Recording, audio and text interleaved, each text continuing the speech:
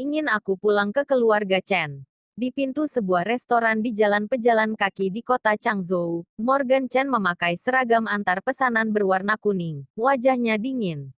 Betul, Tuan Besar bilang asalkan Tuan Muda bersedia pulang ke keluarga Chen, aset keluarga Chen yang bernilai triliun akan dikelola oleh Tuan Muda. Di hadapan Morgan Chen, seorang bapak tua yang memakai jubah Cheongsam abu-abu berbicara dengan hormat. Aset bernilai triliun. Morgan Chen tersenyum mengejek, menghela nafas panjang berkata, kalian keluarga Chen sungguh kaya. Seakan merasakan nada ejekan dari perkataan Morgan Chen, bapak tua yang memakai Cheongsam dengan tak berdaya bertanya, Tuan Muda, apakah masih mengingat terus kejadian 3 tahun lalu?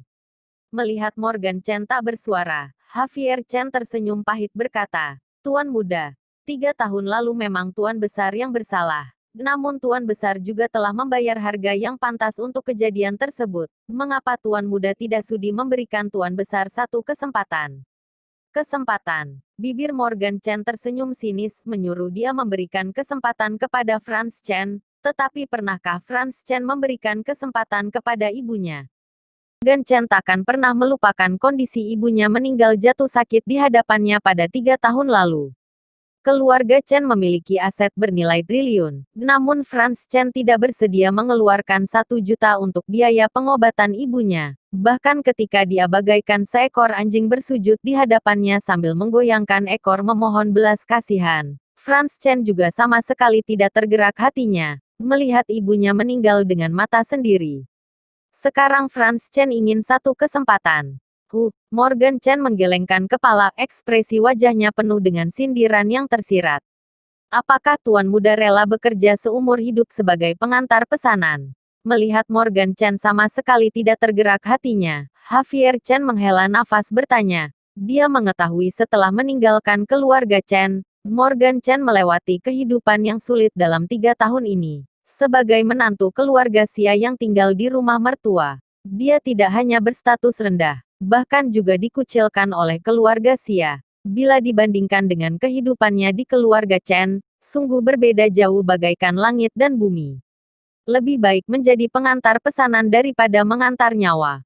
Morgan Chen tersenyum tipis berkata. Raut wajah Javier Chen berubah dan berkata, Tuan Muda, apa maksudmu? Tiada maksud apapun. Morgan Chen menggelengkan kepalanya. Javier Chen, kamu boleh pulang. Beritahu Franz Chen, cepat atau lambat aku akan pulang ke keluarga Chen, namun bukan demi aset triliun itu. Javier Chen terbengong, melihat sosok Morgan Chen yang pergi menjauh, mendadak kerumitan terpampang di wajahnya. Sepanjang jalan, suasana hati Morgan Chen sangat kacau. Sejak lahir, dia senantiasa tinggal di keluarga Chen, namun karena dia adalah anak luar nikah, dia tidak pernah dianggap oleh keluarga Chen, bahkan pelayan keluarga Chen juga memakinya sebagai anak haram, seenak hati menghinanya. Tadinya Morgan Chen mengira dia seumur hidup akan menjadi belatung di keluarga Chen, hingga ibunya jatuh sakit 3 tahun lalu. Barulah dia memahami keluarga Chen bahkan tidak memberikan dia kesempatan untuk menjadi belatung. Malam tersebut ibunya sakit parah. Morgan Chen bersujud di depan semua anggota keluarga Chen bagaikan seekor anjing, memohon mereka menyelamatkan nyawa ibunya. Namun tidak ada satu orang pun yang menjulurkan tangan untuk membantu. Ekspresi semua orang sangatlah dingin. Akhirnya, ibunya meninggal tanpa diobati penyakitnya. Morgan Chen sakit hati. Saat itu dia memahami bahwa nyawa dia dan ibunya bagi keluarga Chen bahkan tidak sebanding dengan semut. Pada hari itu, Morgan Chen meninggalkan keluarga Chen. Pada hari itu, Morgan Chen bersumpah suatu hari nanti dia akan pulang kembali ke keluarga Chen, menggunakan kekuatannya untuk membuat seluruh anggota keluarga Chen bersujud dan bertobat di depan ibunya. Namun itu hanyalah pandangan dia sebagai anak muda yang sembrono. Setelah meninggalkan keluarga Chen, pada hari kedua di Changzhou, Morgan Chen akan dibunuh oleh sekelompok orang. Jika Kendrosia tidak menolongnya, dia telah meninggal dari dulu. Tanpa berpikir pun tahu orang yang ingin membunuh dia tidak terlepas hubungannya dengan keluarga Chen. Di depan keluarga besar Chen, Morgan Chen kecil dan hina bagaikan semut. Setelah menjadi menantu yang tinggal di keluarga Xia, Kehidupan Morgan Chen mulai tenang. Walaupun ditertawakan semua orang, namun paling tidak dia adalah seorang manusia. Namun ketika pohon ingin ketenangan, angin tidak berhenti bertiup, keluarga Chen mencarinya kembali. Bahkan menyuruh dia kembali ke keluarga Chen untuk menjadi pengurus aset bernilai triliun. Akan tetapi generasi ketiga keluarga besar Chen memiliki 100 lebih anak laki. Bagaimanapun juga tidak mungkin dia yang sebagai anak luar nikah akan terpilih untuk mengelola aset keluarga Chen. Tidak perlu diragukan lagi, ini adalah tipu muslihat. Dia yang dulu hina bagaikan anjing, hari ini malahan bernilai triliun. Tipu muslihat ini sungguh palsu. Morgan Chen. Ketika Morgan Chen berpikir sembari mengernyitkan dahi, seorang wanita polos dan cantik yang bergaun putih muncul di hadapannya. Kelima indera wanita ini indah. Badannya tinggi dan ramping, bersifat anggun. Hanya dengan berdiri di sana saja dapat membuat mata orang yang melihatnya menjadi terang dan terpesona. Wanita ini adalah istri Morgan Chen, Lensi Xia. Lensi, ada apa? Setelah melihat Lensi Xia, wajah Morgan Chen kembali penuh senyuman. Tidak peduli apapun yang terjadi, selama ada Xia. Lensi, perasaan dia akan membaik tanpa diketahui penyebabnya. Namun ekspresi Lensi Xia sedikit dingin. Dia hanya melirik Morgan Chen sekilas, kemudian berkata dengan datar, "Ikut aku ke aula sembahyang leluhur, upacara besar sembahyang leluhur akan segera mulai." Pergi ke aula sembahyang leluhur. Mulut Morgan Chen ternganga. Baru teringat kemarin Lensi Xia telah memberitahunya hari ini adalah upacara besar sembahyang leluhur keluarga Xia. Semua anggota keluarga Xia harus datang ke aula leluhur untuk sembahyang kepada leluhur. Hanya saja, Morgan Chen menundukkan kepala melihat seragam pesan antar warna kuning yang dipakainya. Hatinya tidak luput dari rasa malu. Baru selesai mengantar pesanan dan sempat tertunda waktunya karena Javier Chen, dia belum sempat ganti pakaian. Upacara besar sembahyang leluhur adalah acara yang hikmat. Dia sadar tidak boleh menggunakan pakaian yang mencolok mata seperti ini. Lensi, bisakah menunggu aku pulang untuk ganti pakaian dulu? Morgan Chen dengan serba salah membuka mulut. Lensi Xia terlihat tidak senang. Kamu dari tadi sibuk apa? Bukankah kemarin aku sudah beritahu kamu hari ini sembahyang leluhur? Aku lupa. Morgan Chen menundukkan kepala bagaikan anak kecil yang bersalah. Ya sudah, tidak perlu ganti. Tidak ada orang juga yang memperhatikanmu, langsung jalan. Kakek dan yang lain sudah menunggu. Lensi Xia berkata dengan tidak sabaran. Hatinya masih kesal terhadap Morgan Chen, urusan sepenting ini bisa dilupakan. Baiklah, Morgan Chen ingin berbicara, namun Lensi Xia telah berbalik badan dan jalan. Dia terpaksa mengikuti. Keluarga Xia adalah keluarga ternama di kota Changzhou. Beni Xia pernah menjadi Perdana Menteri Dinasti Han. Sejak Beni Xia mendirikan keluarga Xia hingga saat ini, keluarga Xia telah berdiri selama 2000 tahun. Beberapa tahun ini, walaupun kondisi keluarga Xia memburuk, tidak jaya seperti dulu kala, namun di Changzhou tetap tiada orang yang berani meremehkan keluarga Xia. Upacara besar sembahyang leluhur yang diadakan 3 tahun sekali merupakan salah satu acara terpenting keluarga Xia. Setelah bergegas menuju ke aula leluhur bersama Lensi Xia, Morgan Chen menyadari di dalam aula leluhur telah berdiri banyak orang.